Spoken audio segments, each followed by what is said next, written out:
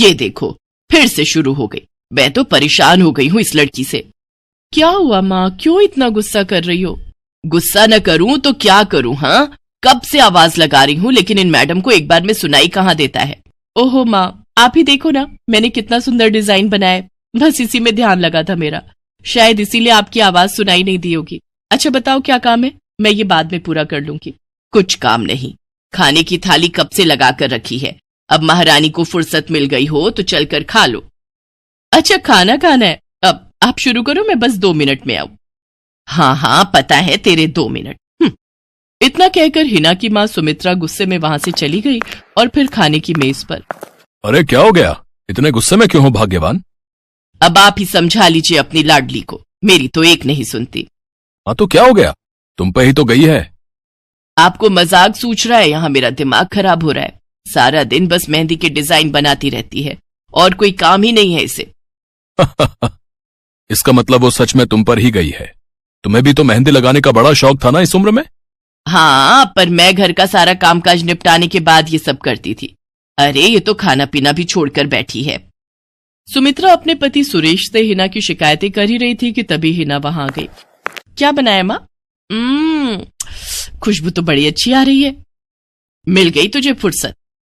हाँ माँ, देखो ना मेरा आज का डिजाइन, पापा देखिए ना कैसा है।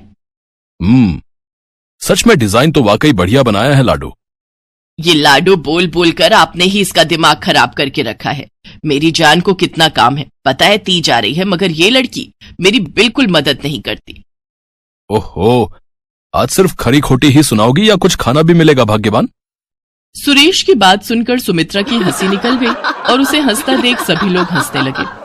हिना अपने माता पिता की अकेली संतान थी। हिना को बचपन से ही मेहंदी के नए नए डिजाइन बनाने का बड़ा शौक था।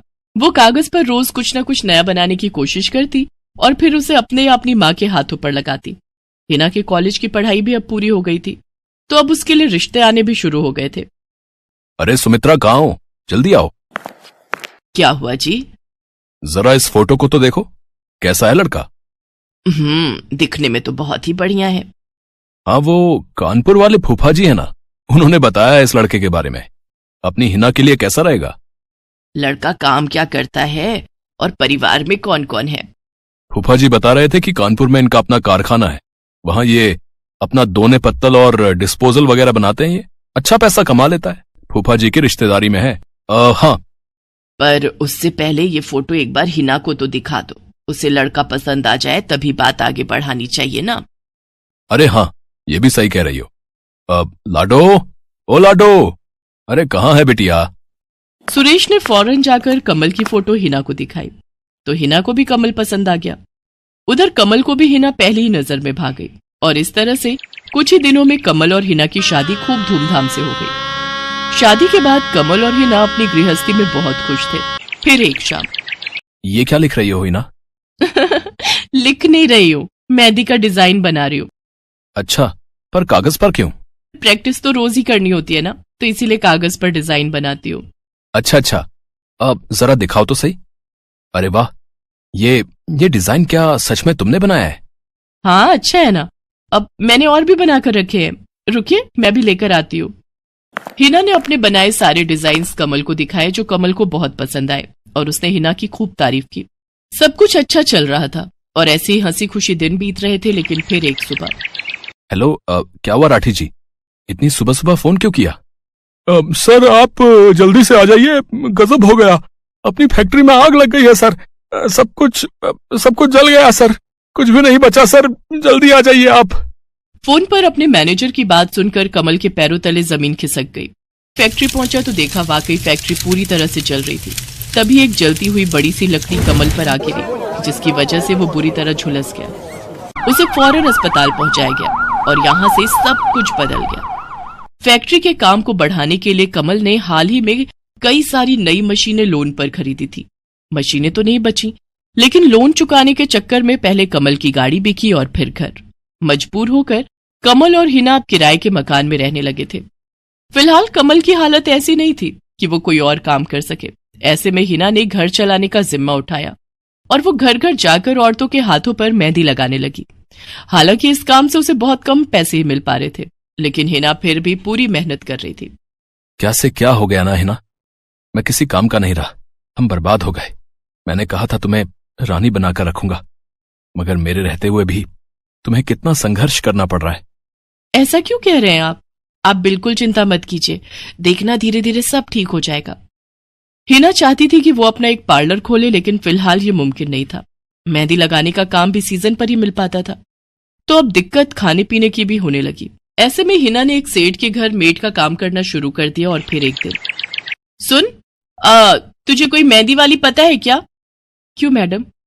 अरे वो तीज आ रही है ना, तो मेहंदी लगवानी थी। हाँ, बाहर इतनी गर्मी है, अब ऐसे में कौन बाहर जाए, तो घर पर ही आकर कोई लगा दे तो बढ़िया रहेगा। अब हाँ मैडम, मैं बहुत अच्छी मेहंदी लगाती हूँ, आप मुझसे लगवा लो। ना ना ना, अगर खराब कर दी तो? तीज की पार्टी है मेरे यहाँ, मेहंदी तो बढ़िया ही लगवानी है मुझे। मैडम आप बिल्कुल चिंता मत कीजिए, और रुकिए, मैं अभी आपको कागज पर मेहंदी का डिजाइन बनाकर दिखाती हूँ, फिर आगे आप ही तय करना। इतना कहकर हिना ने फौरन एक कागज लिया और कुछ ही देर में उस पर एक बहुत ही सुंदर मेहंदी का डिजाइन बना दिया। और फिर, अरे वाह, ये तो सच में बहुत सुंदर है, बिल्कुल नया और बहुत ही खूबसूरत डिजाइन है। अब तू ये डिजाइन मेरे हाथ पर भी सेम टू सेम लगा देगी ना? हाँ मैडम, आप मुझ पर विश्वास कीजिए, मैं बचपन से ये करती आई हूँ। उस दिन हिना ने पूरे मन से अपनी मालकिन के दोनों हाथों पर मेहंदी लगाई। हिना ने जो डिजाइन बनाया था वो एकदम नया था और सुंदर भी। फिर अगले दिन, नमस्ते साहब, वो आपको कुछ? हाँ, मैं तुम्हारा ही इंतजार कर रहा था। ये कल शिवानी के हाथों पर तुम ही ने मेहंदी लगाई थी ना? जी साहब, मैंने ही लगाई थी। अब कोई गलती हो गई क्या मुझसे? नहीं, ऐसी कोई बात नहीं है, बस ये जानना था तुमसे कि मेहंदी का वो डिजाइन कहाँ से देखकर लगाया तुमने? कहीं से नहीं साहब, वो तो मैंने खुद से सोचा था, मैं कभी कहीं से देखकर डिजाइन नहीं बनाती। अच्छा, अगर ऐसा है तो जरा ये कागज और जरा इस पर एक मोर की थीम पर बेस्ड एक डिजाइन बनाकर दिखाओ, पर याद रहे डिजाइन बिल्कुल नया होना चाहिए। जी साहब, बस 2 मिनट दीजिए। हिना ने बस कुछ मिनटों के अंदर वो करके दिखा दिया, जिसे देखकर उसका मालिक साहिल मल्होत्रा हैरान रह गया। वाह, सच में कमाल है ये तो। अब तुमने डिजाइनिंग सीखी है क्या कहीं से? नहीं साहब, सीखी तो नहीं, लेकिन मुझे बचपन से ही शौक है मेहंदी लगाने का, तो बस इसीलिए। समझ गया। देखो हिना, तुम्हारा हुनर लाजवाब है और तुम्हें अपने इस हुनर को ऐसे बेकार नहीं जाने देना चाहिए। जी मतलब? तुम्हें पता है ना, मेरी फैक्ट्री में लेडीज कपड़ों के लिए कपड़ा बनता है, लेकिन काफी समय से मैं परेशान हूं, क्योंकि सूट साड़ियों वगैरह के लिए मेरे पास नए डिजाइन की कमी पड़ गई है। लेकिन अब लगता है ये कमी नहीं रहेगी। बोलो, बतौर डिजाइनर मेरे लिए काम करोगी तुम? जी साहब, बिल्कुल करूंगी। ये हिना के लिए सपने के सच होने जैसा था। अब वो काम वाली बाई से एक डिजाइनर बन गई। वो साहिल की फैक्ट्री में बनने वाले कपड़ों के लिए हर रोज नए नए डिजाइन बनाने लगी, और इसके बाद साहिल के फैक्ट्री में बनने वाले कपड़े की डिमांड काफी बढ़ गई, और इसके चलते हिना को भी उसके काम की बढ़िया सैलरी मिलने लगी। हिना अब अपनी कमाई से न सिर्फ अपना घर खर्च चलाने लगी, बल्कि उसने शहर के बढ़िया डॉक्टर से कमल का इलाज भी कराया, जिससे कमल बहुत जल्दी ठीक हो गया और उसने भी काम करना शुरू कर दिया। पर इस सब में पूरा 1 साल बीत गया और एक बार फिर से तीज का त्योहार आया। देखिए तो कैसी लग रही हूं मैं? बिल्कुल चांद जैसी लग रही हो। हिना ने नई हरे रंग की साड़ी पहनी हुई थी, जो उसने खुद डिजाइन की थी, और वाकई वो उसमें बहुत ही सुंदर लग रही थी। हिना, तुम सच में बहुत बहादुर हो। मैं तो उस हादसे के बाद उठकर खड़ा ही नहीं हो पाता, लेकिन तुमने सब कुछ ठीक कर दिया। तीज का ये त्योहार ही इसलिए है जी, मैं आपको कभी कुछ नहीं होने दूंगी।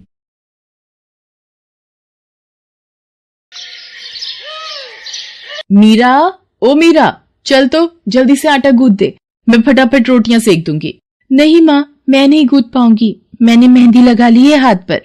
क्या? सुबह सुबह तू फिर मेहंदी लगाकर बैठ गई? बड़ी मक्कार है सच में, काम में मदद ना करनी पड़े इसलिए जब देखो मेहंदी लगाकर बैठ जाती है। चल जल्दी से हाथ धोकर आ मेरे पास, मुझे काम पर जाने के लिए देर हो रही है। माँ बस आज कर लो ना, देखो ना मैंने कितनी मेहनत से कितना सुंदर डिजाइन बनाया है। लेकिन जैसे ही उसकी नजर मीरा के हाथों पर पड़ती है, उसका गुस्सा पल भर में गायब हो जाता है। वो मीरा से कहती है, अरे वाह मीरा, तूने तो बड़ी सुंदर मेहंदी लगाई है। हाँ माँ, वो शांति दीदी ने मुझे एक किताब दी थी कल, उसमें बड़े सुंदर सुंदर डिजाइन बने हैं, बस उसी में से देखकर लगाई है मैंने। सुंदर है ना? हाँ बहुत सुंदर है।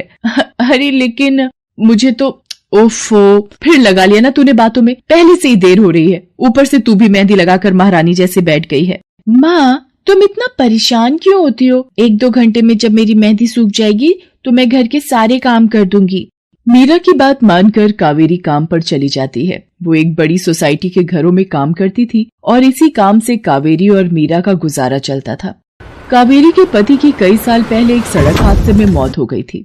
तब से कावेरी पर ही सारी जिम्मेदारी थी। मीरा भी घर के कामों में उसका पूरा हाथ बटाती थी। मीरा को मेहंदी लगाना बहुत पसंद था। उसने अपने घर के पीछे मेहंदी के कई सारे पौधे लगा रखे थे, जिनका वो बहुत ख्याल रखती थी। वो अपने हाथों से मेहंदी के पत्तों को पीसकर अपने हाथों में लगाने के लिए तैयार करती थी। फिर एक दिन, मीरा, हमें इस जगह पर थोड़ी मोड़ी खेती कर लेनी चाहिए।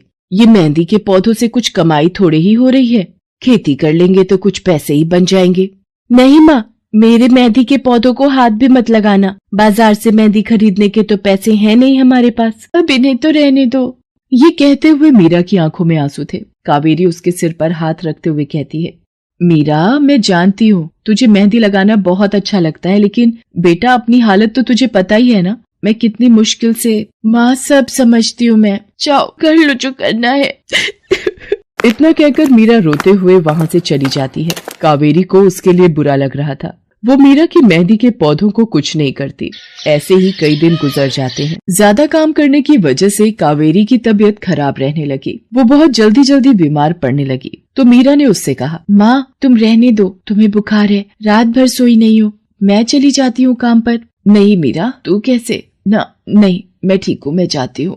कावेरी जैसे ही उठकर चलने की कोशिश करती है, अचानक उसे चक्कर आ जाता है। मीरा उसे सहारा देकर बिस्तर पर लिटा देती है और उससे कहती है, बस माँ, अब तुम आराम करोगी और काम पर अब से मैं जाऊंगी। कावेरी घर पर रहकर आराम तो कर रही थी, लेकिन वास्तव में उसे अच्छे इलाज की भी जरूरत थी, जिसके लिए पैसे थे नहीं। दूसरी तरफ अब हर रोज मीरा काम पर जाती और लौटकर घर के भी सारे काम उसे ही करने पड़ते थे। इस सब में उसे मेहंदी लगाने का बिल्कुल भी वक्त नहीं मिल पाता था। मीरा, कितने दिन हो गए तूने मेहंदी नहीं लगाई? हाँ माँ, बस मन नहीं कर रहा। अच्छा, मेहंदी लगाने का तेरा मन नहीं? मैं सब जानती हूँ। मैंने बिस्तर पकड़ लिया है और मेरी फूल सी बच्ची पर सारे काम पड़ गए हैं। अब बस बहुत हो गया आराम। मीरा, जा, तू जाकर मेहंदी लगा ले, आज मैं जाऊंगी काम पर। नहीं माँ, तुम कहीं नहीं जाओगी, मैं कर लूंगी सब। और मैं सच बोल रही हूँ, मैं बड़ी हो गई हूँ, ये मेहंदी वेहंदी का मुझे शौक नहीं। इतना कहकर मीरा काम पर जाने के लिए घर से निकल जाती है। कावेरी की आंखों में आंसू आ जाते हैं। मीरा सोसाइटी के कई घरों में काम करती थी। उन्हीं में से एक घर आरती का भी था। उसके घर पर तीज का त्योहार बड़ी धूमधाम से मनाया जाता था। तीज की तैयारियों में मीरा भी मदद कर रही थी। इसी बीच, अरे ऐसे कैसे? मैंने सारे रिश्तेदारों को बुला लिया है, मेरी सारी फ्रेंड्स भी आने वाली हैं। मैं क्या कहूँगी उन्हें? फोन पर काफी देर बहस करने के बाद आरती फोन रख देती है। उन्हें उदास देखकर मीरा उससे पूछती है, क्या हुआ मैडम जी, आप कुछ परेशान लग रहे हो? हाँ मीरा, बड़ी मुसीबत हो गई। कल तीज का फंक्शन है, मैंने सबको मेहंदी लगवाने के लिए यहीं बुला लिया है और आखिरी मौके पर ये पार्लर वाली धोखा दे गई। कह रही है कल नहीं आ पाएगी। अब क्या होगा? इतनी जल्दी कौन तैयार होगा सबको मेहंदी लगाने के लिए? मैडम जी, वैसे मैं भी ठीक ठाक मेहंदी लगा लेती हूँ। अरे हाँ, कावेरी ने मुझे बताया तो था एक बार कि तुझे मेहंदी लगाने का बहुत शौक है। वैसे मुझे तो कोई परेशानी नहीं है। तू देख ले बेटा, बहुत सारे हाथ लगाने होंगे और मेहंदी बढ़िया लगनी चाहिए सबके। आप बिल्कुल चिंता मत करिए मैडम जी, मैं सब अच्छे से करूँगी। बहुत दिनों बाद मीरा के चेहरे पर खुशी थी। उसने घर पहुंचते ही मेहंदी के खूब सारे पत्ते तोड़कर पत्थर पर पीसना शुरू कर दिया। ये देखकर कावेरी ने मीरा से कहा, अरे मीरा, शाम हो गई है, अब मेहंदी मत लगा, मौसम भी ठंडा है बेटा। ये मेहंदी मैं अपने लिए नहीं पीस रही माँ, वो 5वें फ्लोर वाली मैडम जी है ना, कल उनके यहाँ लगानी है। अच्छा बेटा, पर ध्यान से बेटा, वो बड़े लोग हैं, कोई गलती ना हो जाए। माँ, तुम बिल्कुल चिंता मत करो, मेहंदी लगाने में मुझसे कभी कोई गलती हो ही नहीं सकती। मीरा खूब सारी मेहंदी तैयार करके अगले दिन आरती के घर पहुंच जाती है। वो अपनी मेहंदी को कोन में भरने लगती है कि तभी आरती की एक फ्रेंड आरती से, आरती, ये किसे बुला लिया तुमने? मैंने जिस पार्लर का नंबर दिया था तुम्हें, उससे बात नहीं हुई क्या? हुई तो थी, लेकिन उसने आखिरी वक्त पर मना कर दिया। तुम बिल्कुल चिंता मत करो, ये मीरा है, मेरी हाउसमेड है ना कावेरी, ये उसी की बेटी है, बहुत अच्छी मेहंदी लगाती है ये। ओफो आरती, तुम भी ना, पार्लर की बात अलग होती है, उन लोगों का मटेरियल ब्रांडेड होता है, मेहंदी के रचने की गारंटी मिलती है वहां से। और इसकी मेहंदी तो मुझे कुछ समझ नहीं आ रही, इस पर तो कोई लेबल तक नहीं है। अगर कुछ गलत रिएक्शन हो गया हाथों पर तो। आप बिल्कुल चिंता मत कीजिए मैडम जी, ये मेहंदी मैंने खुद पीस कर तैयार की है। मेरे पास बहुत सारे मेहंदी के पौधे हैं, इसमें कुछ भी ऐसा नहीं है जो आपके हाथों को नुकसान दे। ना भाई ना, सॉरी आरती, बट मैं अपने हाथों को लेकर कोई रिस्क नहीं ले सकती। तुम सब लगवाओ, मैं तो पार्लर जाकर ही लगवाऊंगी। इतना कहकर आरती की दोस्त शालिनी वहाँ से चली जाती है। आरती मीरा को इशारा देकर काम शुरू करने को कहती है। अरे वाह, मानना पड़ेगा, इस बच्ची ने कमाल की मेहंदी लगाई है। मुझे तो नहीं लगता कि इस मेहंदी का वैसा रंग आएगा जैसा पार्लर वाली मेहंदी का आता है। अब बस भी करो शालिनी, मेहंदी कैसी रचेगी ये कल तक पता चल ही जाएगा ना। बच्ची है वो, उसे इस तरह डराओ तो मत। अरे मुझे क्या, मेरे हाथ कौन सा खराब होने वाले हैं, तुम ही लोग लगवाओ और तुम ही भुगतना। शालिनी गुस्से में वहाँ से चली जाती है। उसे पूरा यकीन था कि मीरा की मेहंदी रचेगी नहीं, साथ ही हाथों पर उसका गलत रिएक्शन भी हो सकता है, लेकिन जो हुआ वो इससे बिल्कुल अलग था। अगले दिन मीरा के घर पर। अरे मैडम जी, आप यहाँ? आपने तो आज काम पर आने के लिए मना किया था ना, मैं इसीलिए नहीं आई। हाँ, कल तुम कितना थक गई थी, इसीलिए मैंने आने को मना किया। मैं यहाँ तुम्हें काम पर बुलाने नहीं बल्कि किसी और काम से आई हूँ। अंदर नहीं बुलाओगी? अरे माफ कीजिएगा मैडम जी, आइए अंदर आइए। आरती को देखकर कावेरी भी बिस्तर से उठकर खड़ी हो जाती है। आरती के साथ उसकी दोस्त शालिनी भी थी। मीरा उन दोनों को पानी देते हुए कहती है, ये लीजिए मैडम जी, मेहंदी तो ठीक से रची ना मैडम जी? ये तुम्हें मैं नहीं शालिनी बताएगी। फिर शालिनी अपने हाथ मीरा की तरफ बढ़ा देती है। उसके हाथों पर कई जगह छाले पड़े हुए थे। ये देखकर मीरा उससे कहती है, अरे ये क्या हुआ मैडम जी? मैंने तुमसे मेहंदी नहीं लगवाई, उल्टा तुम्हारा अपमान करती रही, उसी की सजा मिली है मुझे। मैंने सबसे महंगे वाले पार्लर में जाकर मेहंदी लगवाई। मैंने उनसे जोर देकर कहा कि मेहंदी का रंग बहुत बढ़िया आना चाहिए। इस चक्कर में उन्होंने पता नहीं क्या क्या मिला दिया मेहंदी में, और मेरे हाथों का ये हाल हो गया। और दूसरी तरफ तुम्हारी मेहंदी, जिसने भी लगवाई उसके हाथों की रंगत ही अलग है। देखो आरती के हाथ देखो जरा। आरती ने अपने हाथ आगे बढ़ा दिए, जिन पर मीरा के हाथों से लगी मेहंदी का बहुत ही अच्छा रंग चढ़ा था। फिर आरती कावेरी के पास जाकर उससे बोली, बस कावेरी, ये झाड़ू पोछा और बर्तन बहुत करवा लिए तुमने मीरा से, ये अब वो करेगी जो इसे करना चाहिए। जी क्या मतलब मैडम जी? ये अब मेहंदी लगाएगी सबके हाथों पर। हमारी एक दोस्त का अपना ब्यूटी पार्लर है, उसे मीरा का काम और उसकी मेहंदी की क्वालिटी बहुत अच्छी लगी। वो मीरा को अपने यहाँ काम देना चाहती है, अच्छे पैसे भी देगी वो मीरा को, और तो और वहाँ रहकर मीरा पार्लर के दूसरे काम भी सीख पाएगी। आरती की बात सुनकर कावेरी की आंखों में आंसू आ जाते हैं। वो हाथ जोड़कर आरती का शुक्रिया अदा करती है। मीरा भी बहुत खुश थी। अब न सिर्फ वो अपना मेहंदी लगाने का शौक पूरा कर सकती थी, बल्कि अच्छे पैसे कमाकर अपनी माँ का इलाज भी करवा सकती थी। एक समय की बात है, केशवपुर नामक गांव में सरला नाम की एक बूढ़ी विधवा औरत अपने बेटा बहू के साथ रहती थी। सरला की बहू जया स्वभाव से बहुत बुरी थी। वो रोजाना सरला से बात बात पर लड़ती रहती थी। सरला का पति किशन शहर में मजदूरी करता था, इसलिए वो कभी कभी ही गांव आ पाता था। किशन शहर से घर खर्चे के लिए पैसे भेजता तो 2 लिफाफे भेजता, एक अपनी माँ के नाम और एक अपनी पत्नी के नाम। पर जया सरला के पैसे भी अपने पास ही रख लेती थी। ऐसे ही एक दिन, ये सरला देवी और जया जी के नाम के मनी ऑर्डर हैं। लाओ भैया, जल्दी से मुझे दे दो। ये सरला देवी के हस्ताक्षर करके ही उन्हें मिलेगा। माँ जी आराम कर रही हैं, लाओ मैं अंगूठा लगवा कर लाती हूँ। ए बुढ़िया, जल्दी से इस कागज पर अंगूठा लगा दे। भैया मनी ऑर्डर मुझे दे दो। जया सारे पैसे अपने पास रख लेती है और अपने और बेटे बिट्टू के लिए खाने पीने की चीजें खरीद लाती है। माँ बहुत भूख लगी है। ये देख मैं तेरे लिए कितने सारे पकवान लाई हूँ, पूड़ी, छोले, समोसे, कचौड़ी। चल हम दोनों मिलकर खाते हैं, मजा आ जाएगा। जया बहू, बहुत भूख लगी है, सुबह से कुछ भी नहीं खाया है। अगर थोड़ा सा कुछ खाने को मिल जाता तो। पता नहीं इस बुढ़िया को कितनी भूख लगती है, जब देखो हम माँ बेटे के खाने पर नजर लगाती रहती है। ये ले पकड़, आधी कचौड़ी दे रही हूँ, अब रात तक कुछ खाने को नहीं मिलेगा। और तुझे तो मैंने बोला था कि कपड़े धो देना, तेरे से अभी तक कपड़े नहीं धुले। ये कचौड़ी खाकर चुपचाप सारे कपड़े धो देना, नहीं तो मुझसे बुरा कोई नहीं होगा। बेचारी सरला कचौड़ी का एक टुकड़ा खाकर भला क्या पेट भरती। वो फिर से दोबारा काम पर लग जाती है। एक दिन किशन शहर से वापस आने वाला था।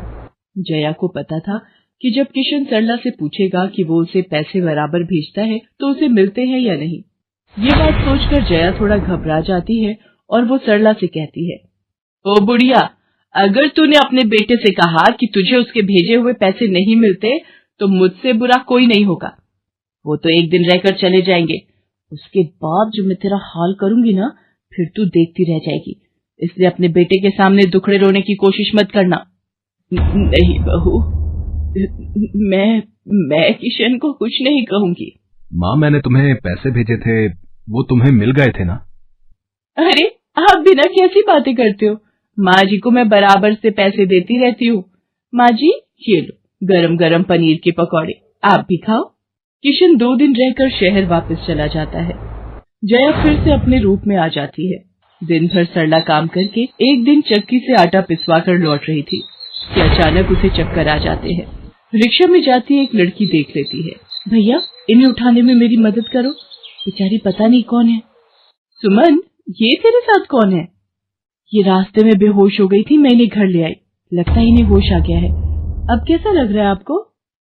मैं ठीक हूँ बेटी, तुम्हारा बहुत बहुत शुक्रिया बेटी। माँ जी, आप इतनी भारी आटे की बोरी अकेले ही उठा कर ले जा रही थी, आपके बच्चे या कोई? सरला की आंखों में आंसू आ जाते हैं, वो रो पड़ती है। माँ जी, कोई परेशानी है तो आप हमसे कह सकते हो, मुझे लग रहा है आप बहुत परेशानी में हो। क्या करूं बेटी, मैं इस जीवन से हार गई हूँ। सरला के दुख का घड़ा फूट जाता है और वो सारा दुख सुमन और बाकी लड़कियों को बताती है। अब इस संसार में जीने की कोई इच्छा नहीं है मेरी। माँ जी, ऐसा मत सोचिए, आप जीवन से यूं निराश मत होइए। अब आप अपनी बहू के पास वापस मत जाना, आप यहाँ हमारे साथ रहो। बेटी, तुम बहुत अच्छी हो, भगवान तुम्हारा भला करे। तुम लोग यहाँ गांव में रहती हो क्या? जी माँ जी, हम मेहंदी वाली हैं। हम लोग मेहंदी लगाने का काम करती हैं और आसपास के गांव और शहरों में मेहंदी लगाने जाती हैं। क्या मैं भी ये काम सीख सकती हूँ? क्यों नहीं, बिल्कुल, और ये तो बहुत अच्छी बात है। हमारे ग्रुप में आप भी जुड़ जाओगे, मैं आपको मेहंदी लगाना सिखाऊंगी।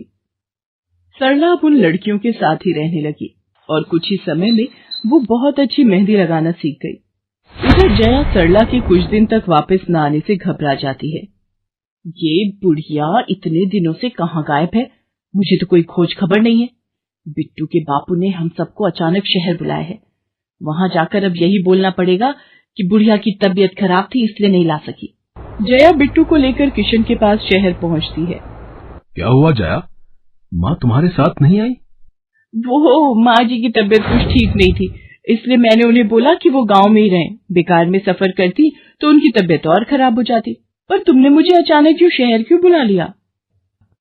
अरे वो हमारे सेठ जी की लड़की की शादी है, इसलिए उन्होंने बोला कि कोई ऊपर के कामों के लिए मिल जाए।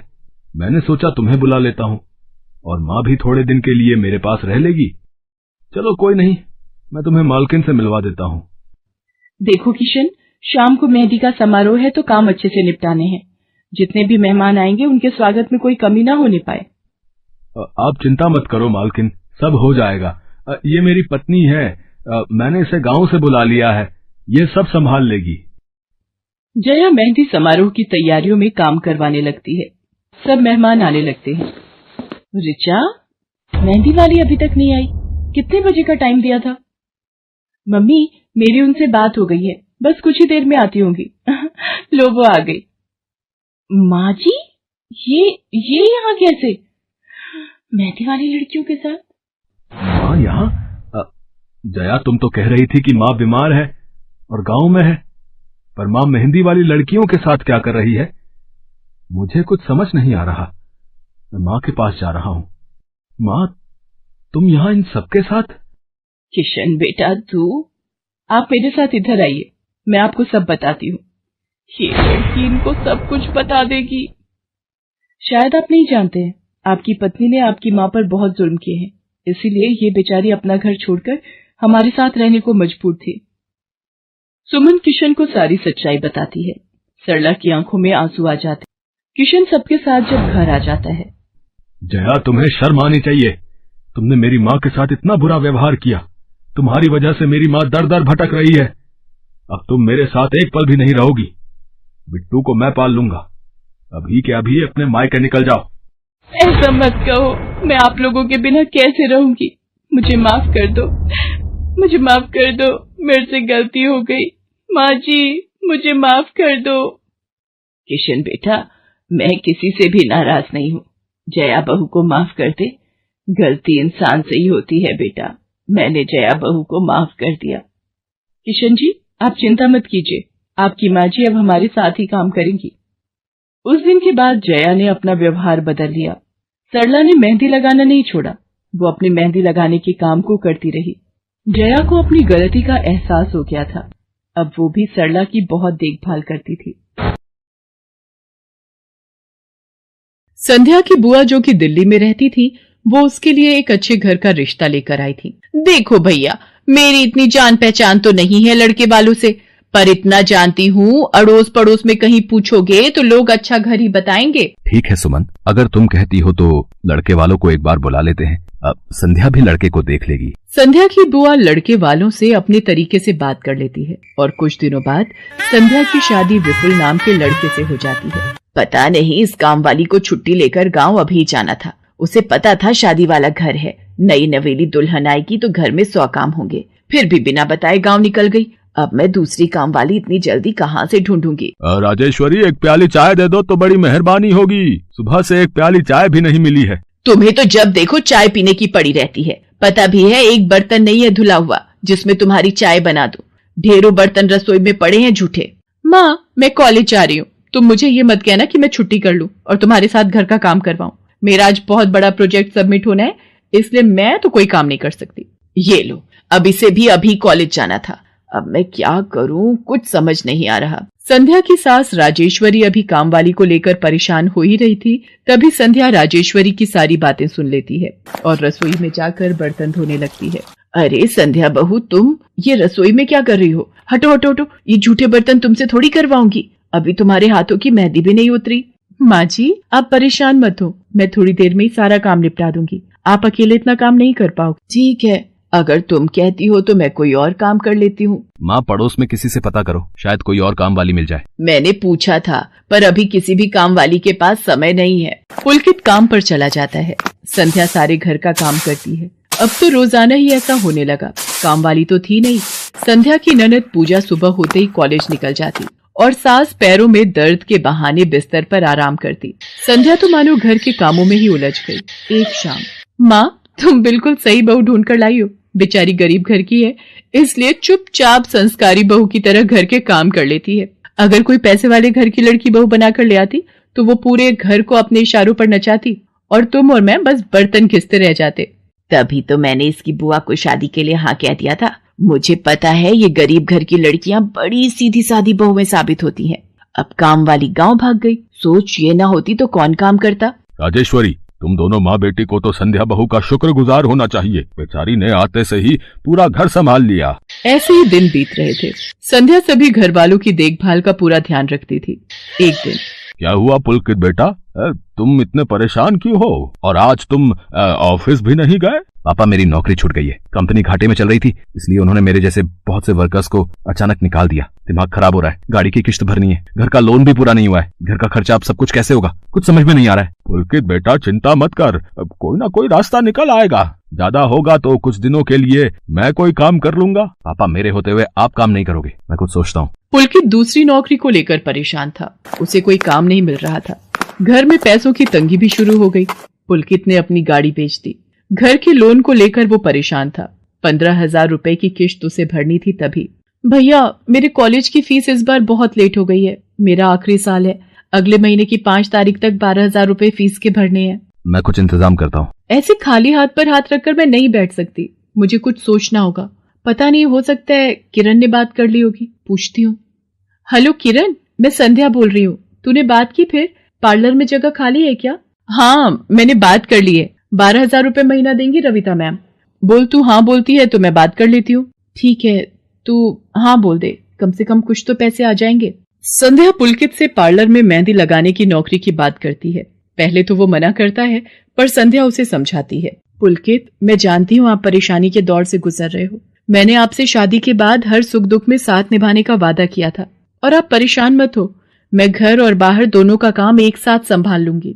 ठीक है संध्या, तुम कल से पार्लर में नौकरी के लिए जा सकती हो। अगले दिन से संध्या सारे घर के काम के साथ साथ पार्लर भी जाती और वहां पर पूरा दिन मेहंदी लगाने का काम करती और शाम के वक्त घर आती।